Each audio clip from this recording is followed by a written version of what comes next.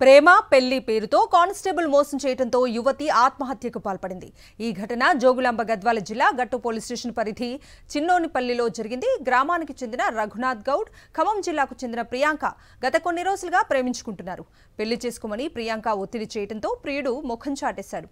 దీంతో పోలీస్ స్టేషన్లో ఫిర్యాదు చేయగా అరెస్ట్ అయిన రఘునాథ్ ఇటీవలే విడుదలయ్యాడు. ప్రియాంక అప్పటి నుంచి ప్రియుడి కుటుంబ సభ్యులు కొత్తగా నిర్మిస్తున్న ఇంట్లోనే నివసిస్తోంది.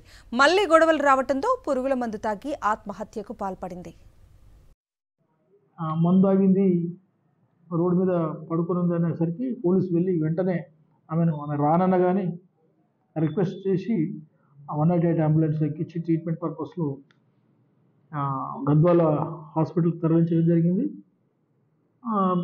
మళ్ళీ సాయంత్రం నాకు తగ్గిపోయిందని చెప్పేసి డాక్టర్తో చెప్పేసి నేను ట్రీట్మెంట్ తీసుకోనని చెప్పేసి డాక్టర్ చెప్పాను కూడా ఆమె మళ్ళీ అక్కడికి వెళ్ళి ఉండడంతో మళ్ళీ సాయంత్రం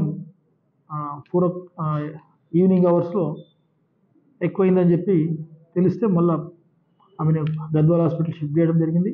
గవర్నమెంట్ హాస్పిటల్ అండర్ గోయింగ్ ట్రీట్మెంట్లో ఈరోజు మార్నింగ్ అవర్స్లో చనిపోయిందమ్మా.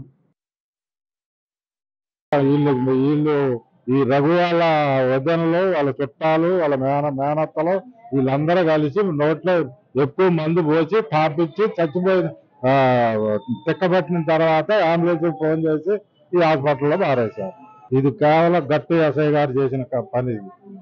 అంబులెన్స్ రానివ్వకుండా వాళ్ళకి సపోర్ట్ ఉంటాం, ఎవరన్నా దగ్గరగా మాట్లాడితే వాళ్ళ మీద కేసు పెట్టడం, వాళ్ళ బెదిరించడం, ఇవన్నీ గట్టి ఎస్ఐ చేసింది.